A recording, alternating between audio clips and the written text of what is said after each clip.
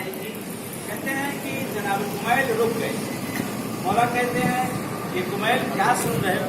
کہتے ہیں مولا خوشا نصیب خوشا بہار اس شخص پہ کہ جو یہاں پر رات کے جب سب سو رہے ہیں گہری نیند میں، یہ اللہ کی عبادت کر رہا اور اس کی تلاوت کر رہا ہے. تو مولا فرماتے ہیں آوازوں پر مت جاؤ کمیل، بعض آوازیں دھوکہ دینے والی ہوتی ہیں. یہ کمیل جو تم یہ آواز سن رہے ہو یہی میرا پکا دشمن ہوگا. بہت پہچان والے آپ کے خاص ہو گئے. کہتے مولا کہ کمیل یہی شخص تمہارا قاتل بھی ہوگا، یہی شخص تمہارا قاتل بھی ہوگا. کہتے ہیں وقت گزرا، مولا نے تو بتا دیا تھا. کہتے ہیں اس وقت خوارج لوگوں نے حملہ کیا ہے مولا امیر المومنین علیہ السلام نے.